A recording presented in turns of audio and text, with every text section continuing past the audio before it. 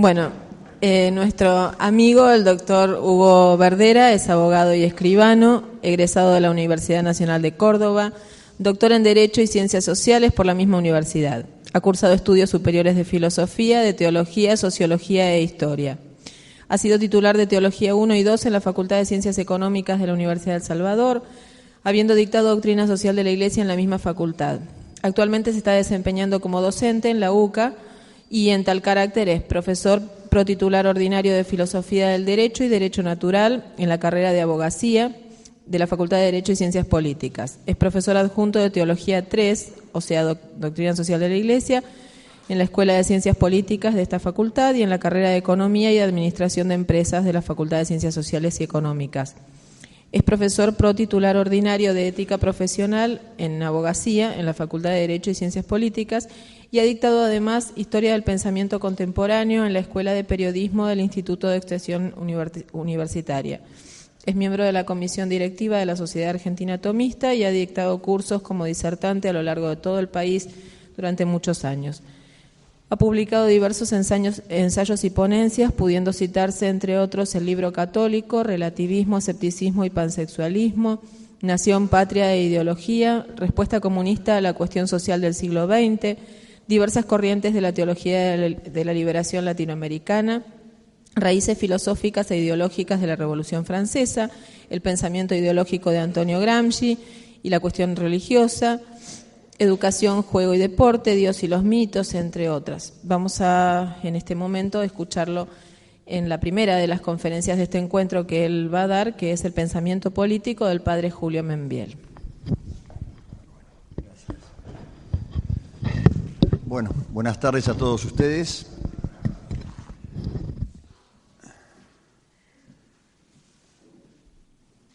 Siendo un adherente ferviente a la labor de Virginia, de los hermanos Gristelli, de este Centro de Formación San Bernardo de Claraval, y leyendo el título que nos ha congregado, La política del bien común, personajes y movimientos arquetípicos de la fe y de la patria, y habiéndome asignado a mí, no sé por qué extraño motivo, hablar nada más ni nada menos que del padre Julio Membiel, hay algo que inmediatamente me surgió, y después de escuchar las brillantes exposiciones, de escuchar cómo han señalado arquetipos y que ver que en el trasfondo fundamental de esos arquetipos está un llamado al compromiso concreto de nosotros, un compromiso que es posible a pesar que todo parece indicar lo contrario. Pues bien, me he fortalecido y me fortalezco más aún en la virtud de la esperanza.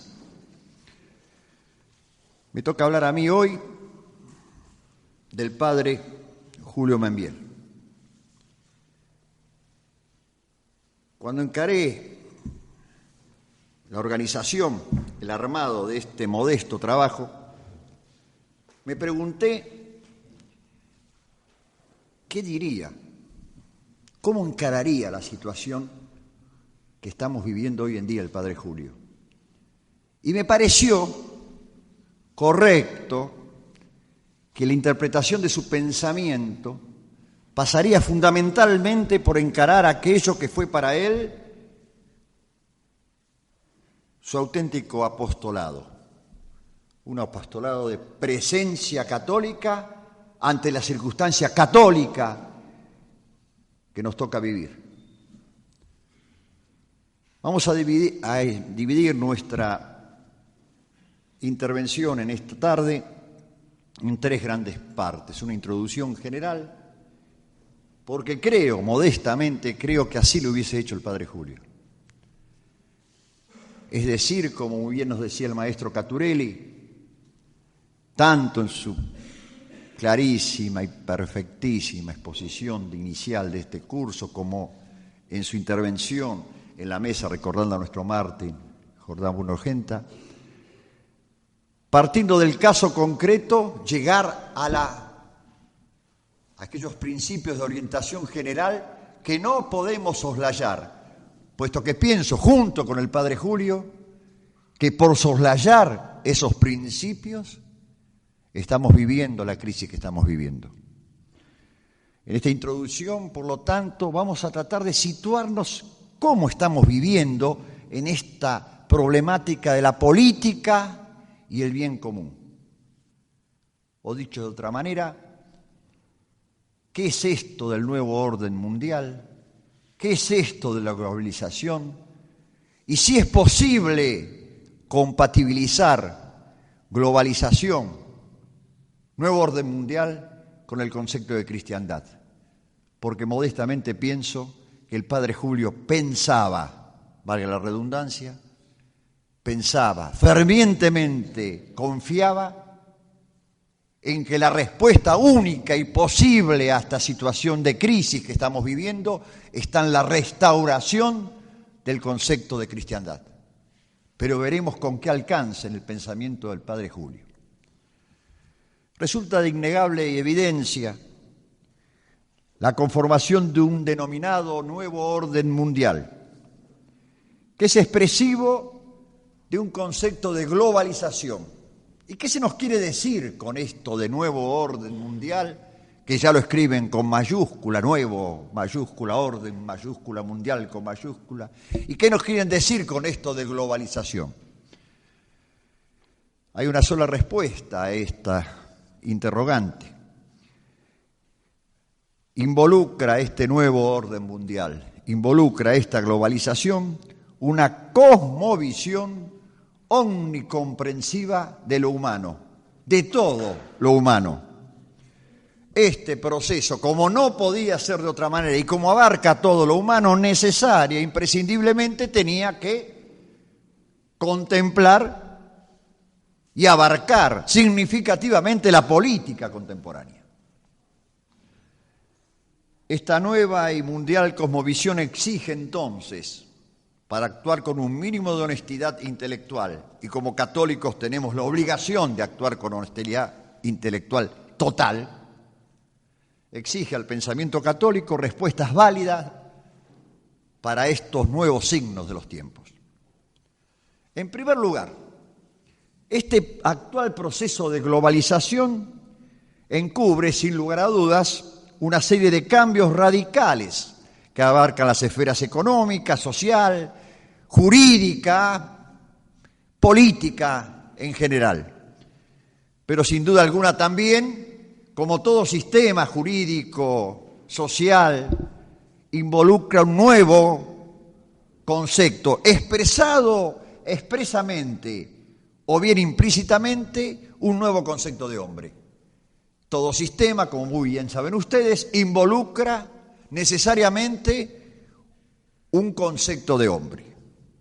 Por lo tanto, este nuevo concepto de hombre, y sobre todo en su manifestación esencial de sociabilidad, involucra una respuesta cultural. Creo, y en esto me baso en el pensamiento de quien hoy vamos a analizar, el padre Membiel, que no es más que basarnos en el pensamiento de la tradición. Por otra parte, me baso en que la consolidación de este nuevo orden mundial, de este proyecto de globalización, de este humanismo secular, que así se autodefine entre sus principales mentores, es esencialmente cultural.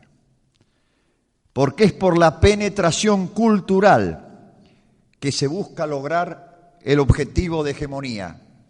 Objetivo de hegemonía que exige necesariamente crear una crisis de identidad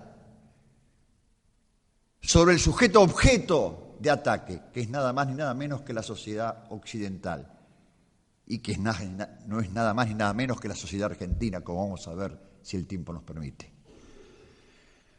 Ese objetivo de la crisis de identidad va a ser el que va a facilitar la desarticulación de las economías, quien va a facilitar la desarticulación de esa armonía que muy bien nos enseñaba el maestro Caturelli, exigida por el bien común, quien va a desarticular la presencia necesaria e imprescindible de los grupos infrapolíticos para la constitución de esa concordia necesaria para que el hombre pueda alcanzar esos objetivos intermedios que le faciliten el logro del objetivo final, signado por nuestra condición de criatura. Este nuevo orden mundial, con este proyecto de transformación, digámoslo con sus palabras, de revolución cultural, busca y va logrando paulatina, pero ya aceleradamente, el retroceso de los mecanismos de solidaridad nacional que respaldan precisamente la identidad nacional.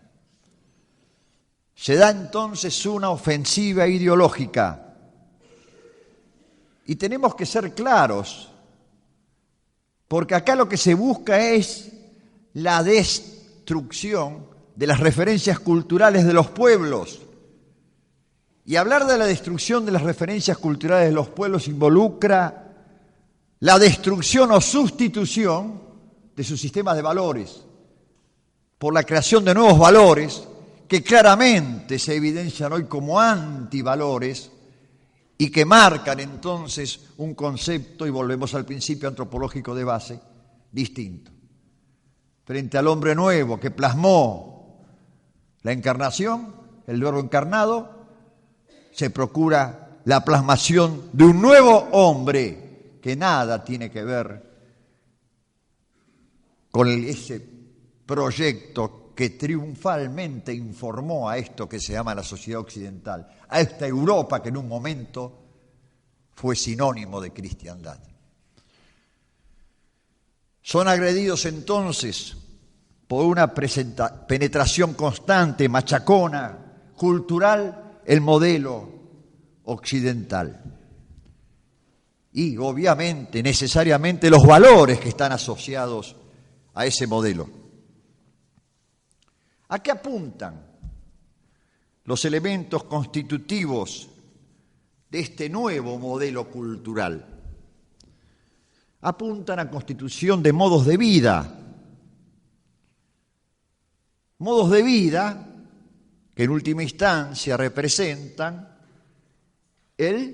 aunque parezca una verdad de perogrullo, vivir cotidiano de los ciudadanos, de las regiones, de los pueblos, pero hoy con la clara intención de todo el orbe.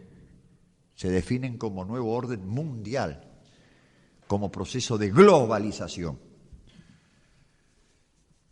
Este capitalismo salvaje, así caracterizado por Juan Pablo el Magno,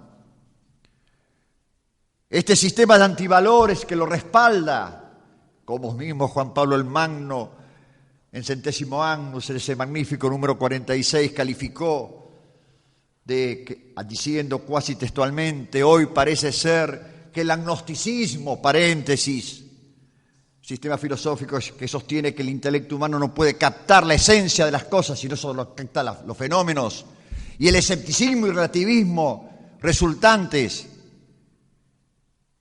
constituyen la esencia, nos decía Juan Pablo el Magno, la esencia del sistema político liberal dominante, y que quienes no creemos que el consenso de la mayoría, que la voluntad popular sea la que determine los valores, Juan Pablo el Magno decía que no somos fiables para el sistema. Y en este no somos fiables debe hacernos correr un escalofrío por nuestro cuerpo y por nuestro espíritu. Somos los enemigos, los únicos que nos oponemos a este proceso. Por eso lo único que queda en pie es la Iglesia Católica. Y en esto vamos a ver que concordaba claramente la posición del Padre Julio.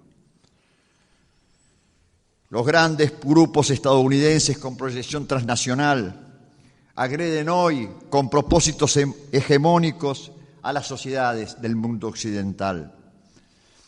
Buscan destruir no solo la identidad cultural de cada pueblo, sino también y sobre todo imponer una cultura sustitutiva de la originaria de Occidente, cultura que promovió y constituyó los valores de solidaridad y los principios éticos que respaldan a esa solidaridad.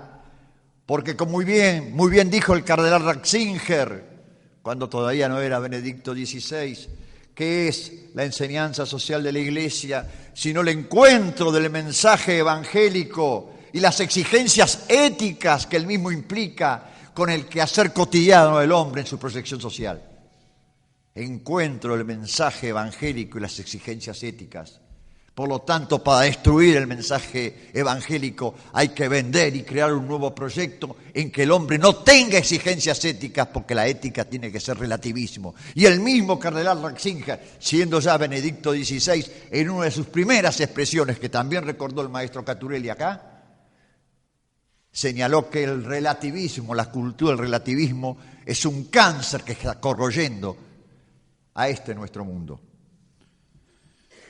Imponer una cultura sustitutiva, cultura que promovió y constituyó los valores de la solidaridad y los principios éticos que las respaldan. Tiene claro propósito sustitutivo, revolucionario, este nuevo modelo. El enemigo es el mensaje evangélico y las exigencias éticas que el mensaje evangélico implica. Por esto me atrevo a decir que esta sociedad ya no es postcristiana, es cristofóbica, odia lo cristiano, repele la presencia del Verbo encarnado. Y la iglesia prolongada, la iglesia apostólica católica romana, Cristo prolongado, la bellísima frase del cardenal Journet. Ahí está la clave, la sustitución de la cultura católica. Y adelanto lo que pasa en nuestro país. Estoy absolutamente convencido que el actual gobierno tiene una política radicalmente anticatólica, que es política de Estado el anticatolicismo. Y veremos y fundamentaremos lo que decimos. Y me va a ayudar también el Padre Julio. El Padre Julio vio con objetividad y plena lucidez que el cristianismo, cito, no ha de vivir pendiente del momento de la historia, sino del fin de la historia. Recuerdo a mi querido Padre Castellani, que giraba todo el eje del drama del hombre contemporáneo alrededor de este olvido o preterición a un futuro indefinido, la segunda venida de Cristo. La segunda venida de Cristo.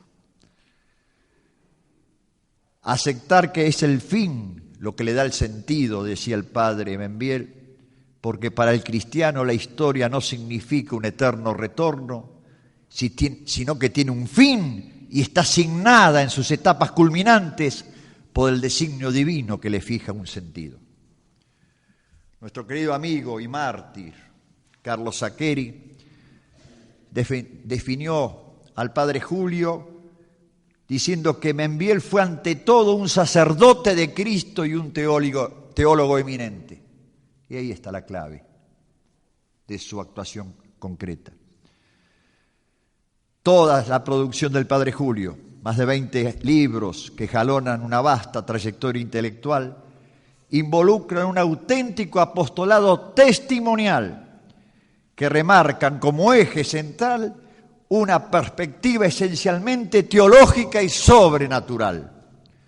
Ello le permitió al Padre Julio exponer la antropología totalitaria radical e intencionadamente falsa, que hoy se centra precisamente en la conformación de un nuevo orden mundial, última fase del proceso de descristianización de Occidente. Es un hecho que nadie puede negar que el hombre contemporáneo ha sido formado en una cultura relativista y acrítica. Hay un rechazo al esfuerzo de la reflexión. Vivimos en la cultura de la sensación, del epidermis.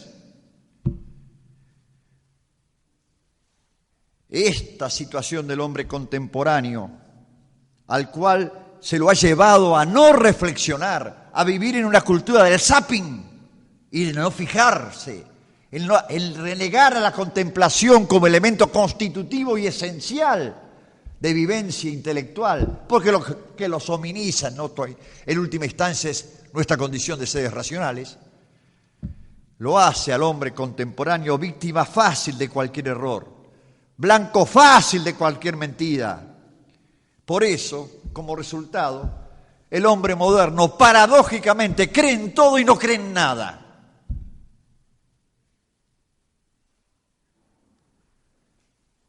Esto ha facilitado la irrupción de un pensamiento único, global, débil, acrítico y relativista.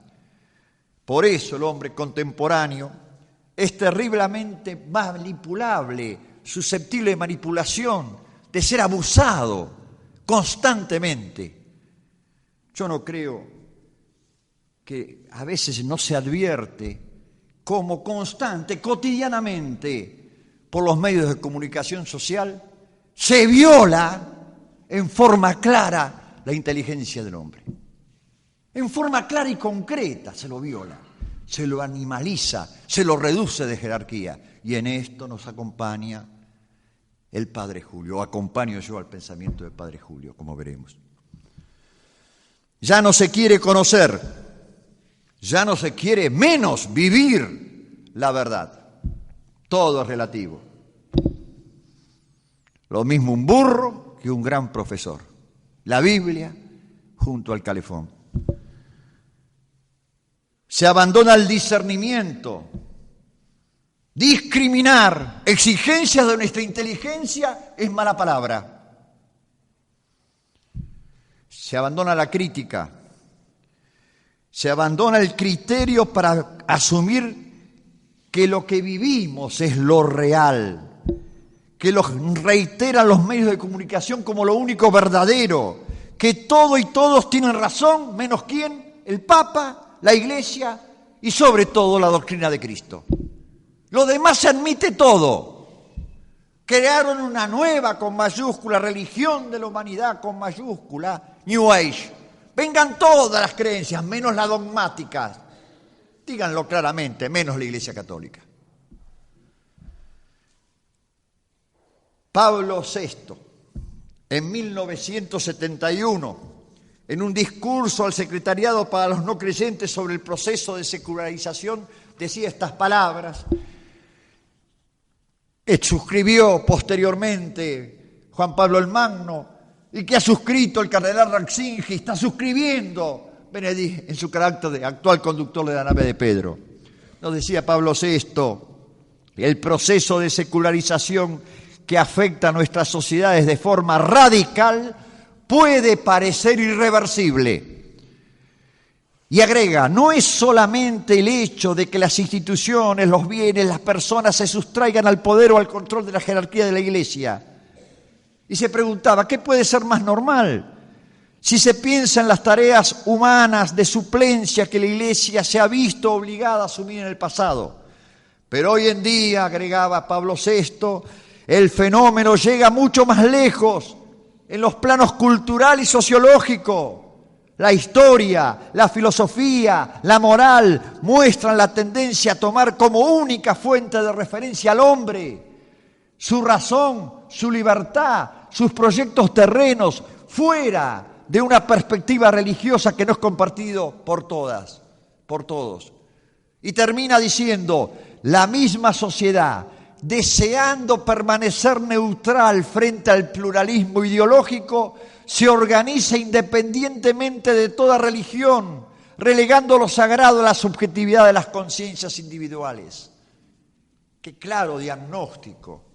Ya estoy hablando del año 1971. Y culmina.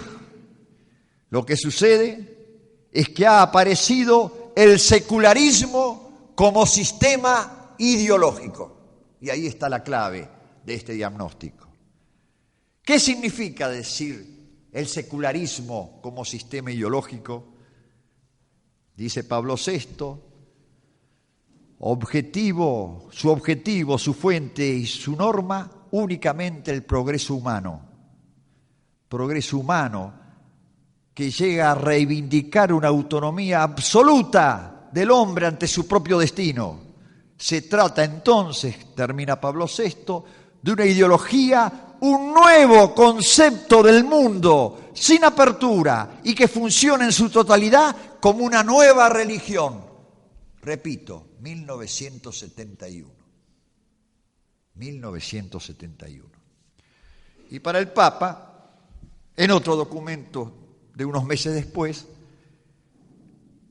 un enemigo mortal, este secularismo actual aparece como un enemigo mortal del cristianismo, que una conciencia cristiana no podría aceptar sin renegar de sí misma. Tan es verdad que el ateísmo verdadero, por definición del hombre y del mundo, se sitúa en el plano de una inmanencia cerrada en sí misma. Hasta aquí Pablo VI. Frente a esta realidad, que hoy en día se ha agudizado y evidenciado, que en aquel momento podría ser calificada de un diagnóstico exagerado, hoy en día diríamos que Pablo VI no solamente fue profetido, se quedaría corto en el diagnóstico.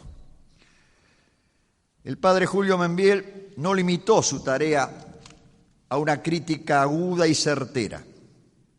Fue precisamente esa crítica la que le permitió enfatizar la urgente necesidad de una concepción antropológica realista, concepto de la tradición católica, pero que firmemente mantuvo a lo largo de su magnífico pontificado Juan Pablo II. Concepción antropológica realista. ¿Y en qué consiste esta concepción antropológica realista? Es la idea del hombre de la filosofía tradicional. Es la idea del hombre que ustedes han escuchado en las magníficas exposiciones anteriores. Es la idea grecolatina cristiana. Es la idea del hombre cuya esencia psicológica reside en pensar y vivir con plenitud la contemplación. Contemplación, fin último del hombre, puramente humano y como tal, plenamente cristiano, plenamente católico. De este modo, su concepción filosófica teológica de la historia en el pensamiento del padre Julio adquiere una vigencia total. Y vale entonces traer este pensamiento del padre Julio frente a este sedicente proyecto de humanismo secular, esencia misma de este nuevo orden mundial. ¿Cuál es el eje constitutivo filosófico-teológico en la elaboración de la concepción política del padre Julio? Sin la menor duda, se centra en el concepto de cristiandad. La cristiandad. Para el padre Julio, esto es una exigencia misma de la historia y del testimonio cristiano. La necesidad de su realización es la que permite el cumplimiento del plan de Dios en la historia. Es pues vital en el pensamiento y en la obra del padre Julio la revalorización del concepto de Dios providente y el consecuente sentido teológico de la historia humana. La respuesta entonces, en esta primera aproximación al pensamiento del padre Julio, frente al modelo propuesto y en vías de ejecución, está en la revalorización del concepto de cristiandad. Hay que ver de nuevo la cristiandad como si fuera la primera vez.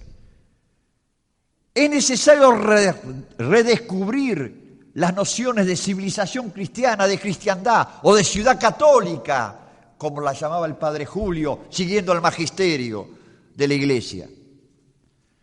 Y esto porque el pensamiento católico nos exige siempre remontarnos a los orígenes. Porque en ese remontarnos a los orígenes podemos discriminar la bondad o la maldad.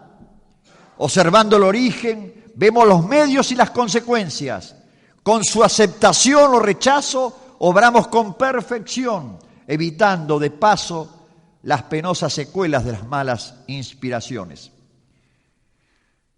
Y es necesario afirmarse en esta idea central que también encarnó el padre Julio. Es necesario aprender a discriminar entre lo bueno y lo malo, entre la mentira y el error, porque ello nos permite prevenir desastres e impedir cualquier tipo de tentación o manipulación.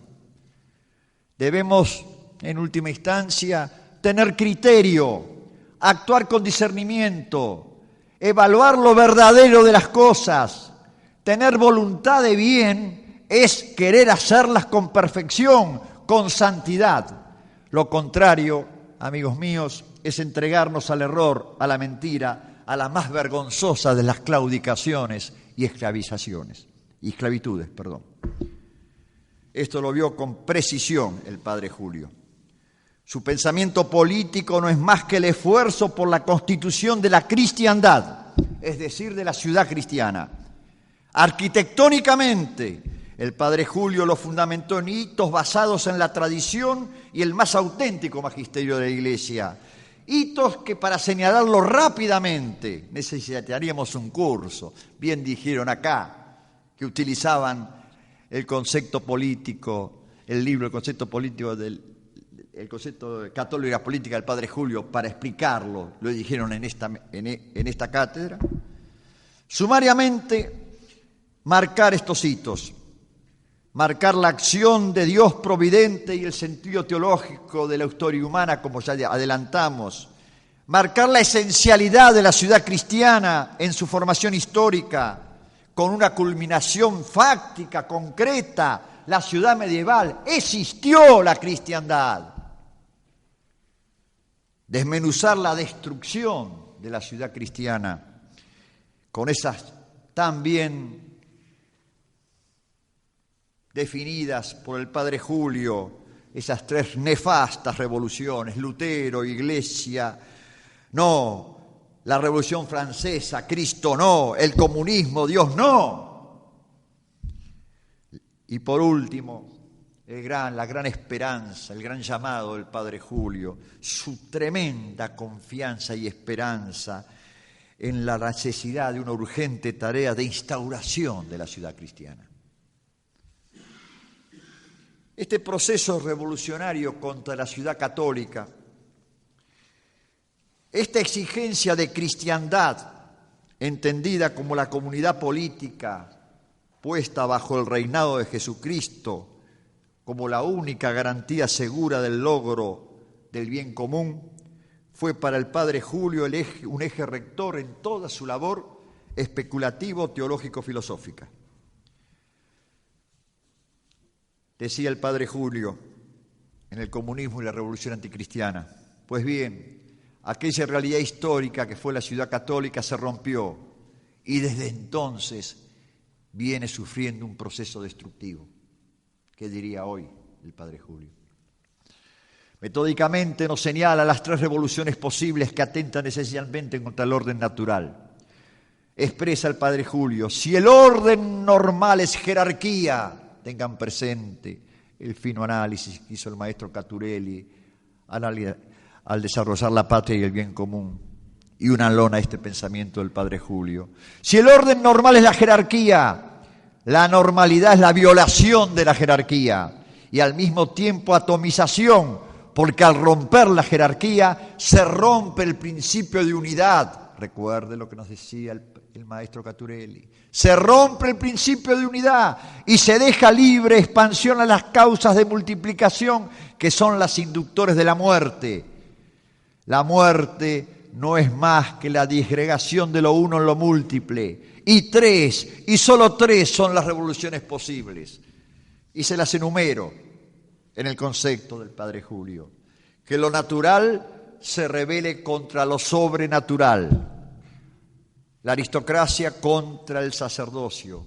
La política contra la teología. Paréntesis. Se produce una cultura de expansión política, de expansión natural, racional o racional monárquica, al mismo tiempo de opresión religiosa, dice el padre Julio. Lo que sucedió en el Renacimiento, humanismo, racionalismo, naturalismo y absolutismo. Segunda revolución. Que lo animal en el hombre se rebele contra lo natural. La burguesía contra la aristocracia, la economía contra la política, paréntesis. Se produce la cultura de expansión económica, animal, burguesa, de expansión de lo positivo y de opresión de lo político y racional. Concreción política, la Revolución Francesa, el economismo, el capitalismo, el positivismo, animalismo, democracia, liberalismo. La tercera revolución posible, que lo algo se rebele contra lo animal. El artesano contra la burguesía, paréntesis, se produce una cultura de expansión proletaria, materialista y de opresión burguesa. Se inaugura con la revolución comunista, comunismo, materialismo dialéctico, guerra al capitalismo, guerra a la burguesía. Y dice el padre Julio, revolución última y caótica, porque el hombre no afirma cosa alguna, sino que se vuelve y destruye la religión, destruye el Estado, destruye la propiedad, destruye la familia, destruye la verdad. Y concluye su análisis puntualizando que una revolución en el sentido metafísico es una rebelión de lo inferior contra lo superior para hacer prevalecer lo inferior. Para destruir la cristiandad se echó mano de diversas armas. El padre Julio la califica de armas dialécticas. ¿Por qué? Porque toda destrucción exige separación, exige conflicto, exige enfrentamiento. Así como la vida es unión, dice el padre Julio, unión de la criatura con el Creador, de la naturaleza humana con la divina, de la razón con la revelación, de la política con la teología, del imperio con el sacerdocio, así la destrucción es oposición. Oposición de la criatura al Creador, de la naturaleza a la gracia, de la razón a la fe. Paréntesis. Qué significativo que una de las formidables encíclicas de Juan Pablo II, culminando su pontificado, haya sido Fides et Ratio, razón y fe. Volvamos a oír al padre Julio, de oposición entre razón y fe. De la política a la teología, del Estado a la Iglesia, del imperio contra el sacerdocio. Le metieron cuñas para separar y dividir lo que es posible, lo que es disposición divina, por disposición divina debía estar unido. El padre Julio vio en síntesis el combate dramático que estamos librando. La naturaleza de este combate es esencialmente de orden intelectual, espiritual, ideológico, en terminología dialéctica moderna. Podemos decir con toda objetividad que estamos en este principio del siglo XXI en el centro del drama de la humanidad dolida de estos últimos tiempos. En estos últimos siglos se desarrolla un combate de orden mundial, donde no se pide ni se da cuartel. Las fuerzas contendientes en última instancia son dos. Estamos ante la lucha de la trascendencia contra la inmanencia, del ser contra la nada, de la visión cristiana que brota de la encarnación del Verbo contra el drama del humanismo ateo, del ser pleno ese de Santo Tomás de Aquino contra el nihilismo demoníaco forjador de la cultura de la muerte. El padre Julio ejerció un magisterio. Yo pienso que lo ejercita y lo ejercitará siempre, en cumplimiento de su amor sin límites a la verdad. Él vio y sobre todo enseñó un camino seguro para el cumplimiento de la misión, hoy más que nunca ineludible. Y en el camino del padre Julio está Santo Tomás de Aquino. Decía el padre Julio hace más de 40 años que en orden a la formación intelectual católica cito textualmente, triple era la urgente tarea a realizar. Ya no puede caber un tomismo vulgarizado, de manual. Hay que conocer en sus fuentes la filosofía de Santo Tomás, conocer los vastos sectores de la ciencia moderna y aplicar aquel saber filosófico a iluminar esta ciencia que crece incesantemente. Ahora se hace necesario beber el tomismo directamente en el mismo Santo Tomás. Fin de la cita.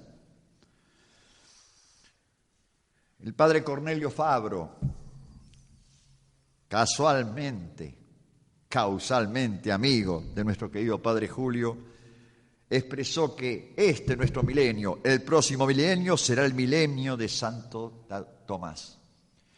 No es casualidad, sino causalidad que el Papa Juan Pablo II, en Fides et Ratio, haya exaltado la novedad perenne del pensamiento de Santo Tomás de Aquino, escribiendo con la fuerza de ser la expresión del más auténtico magisterio eclesial que, cito la encíclica, la Iglesia ha propuesto siempre a Santo Tomás como maestro del pensamiento y modelo del modo correcto de hacer teología.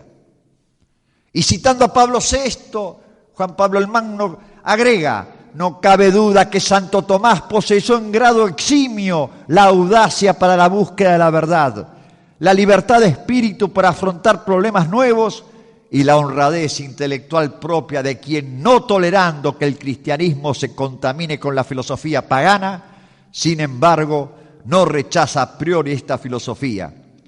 Por eso, termina Juan Pablo el Magno, por eso ha pasado Santo Tomás a la historia del pensamiento cristiano como precursor del nuevo rumbo de la filosofía y de la cultura universal.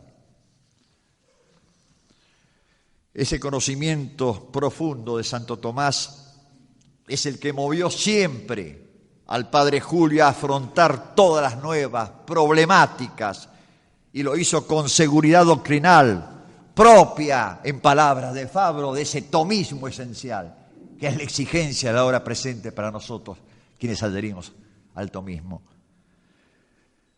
El padre Julio fue, escuchen esto, un auténtico fundamentalista, porque era un hombre de principios y actuaba en total coherencia con ellos.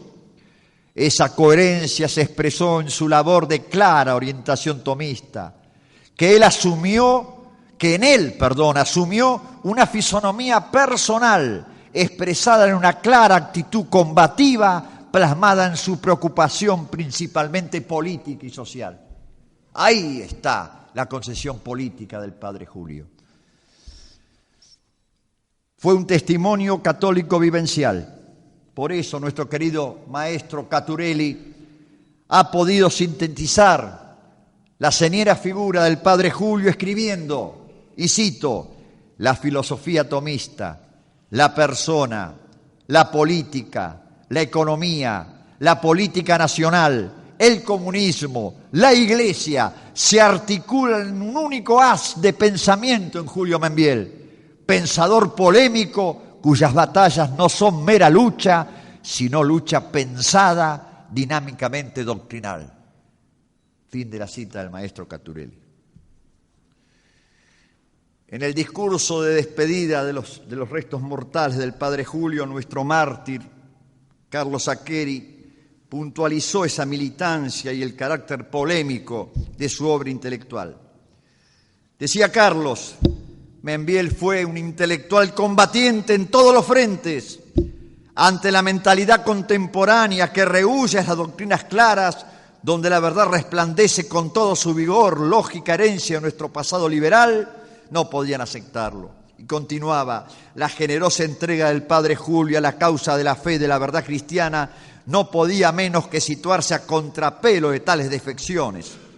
Si algo caracteriza su estilo intelectual, no es ni la seducción teórica ni las sutilezas literarias, sino la claridad y precisión de sus juicios intelectuales.